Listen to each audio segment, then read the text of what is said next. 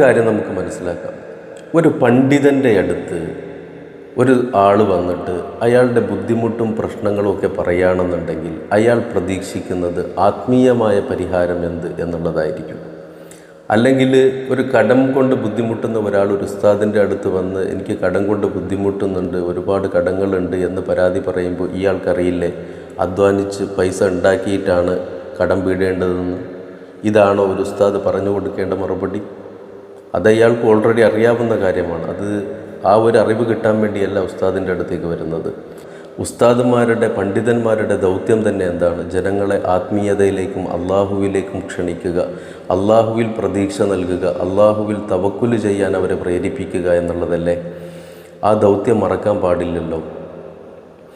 നബി സല്ലല്ലാഹു അലൈഹി വസല്ലമ തങ്ങൾ മദീന പള്ളിയിലേക്ക് കടന്നു വരുമ്പോൾ അവിടെ ഇരിക്കുന്ന അബൂ ഉമാമ റളിയല്ലാഹു അൻഹു നിസ്കാരത്തിൻ്റെ സമയമല്ലാതെ മദീന പള്ളിയിൽ അദ്ദേഹത്തെ കണ്ടപ്പോൾ നബിതങ്ങൾ ചോദിച്ചു, എന്താ ഇവിടെ ഇരിക്കുന്നത്?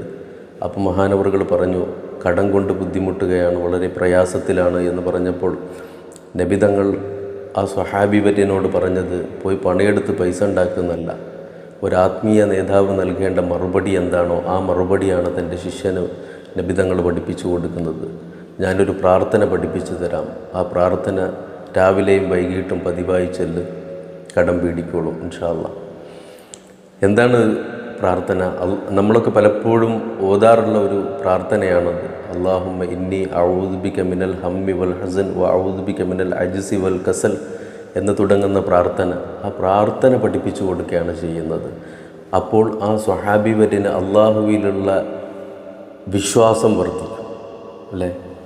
ഇനിയിപ്പോൾ ഈ നേരത്തെ പറഞ്ഞ പോലെ പണിയെടുത്ത് പൈസ ഉണ്ടാക്കി കടം വീടുക, ശരി. ഇപ്പോൾ അയാൾക്കൊരു 5 ലക്ഷം രൂപ കടമുണ്ട് എന്ന് വിചാരിച്ചു.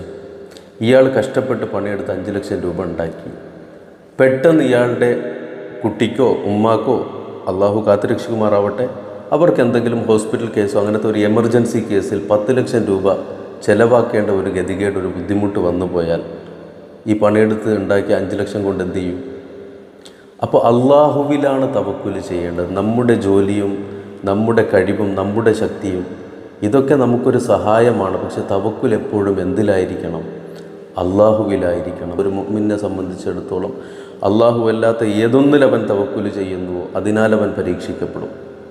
അള്ളാഹു അല്ലാത്ത വേറെ ഒന്നിൽ തവക്കുൽ ചെയ്തിട്ടും അവൻ പരീക്ഷിക്കപ്പെടുന്നില്ലെങ്കിലോ അള്ളാഹു അവനെ പരിഗണിച്ചിട്ടേ ഇല്ല എന്നർത്ഥം.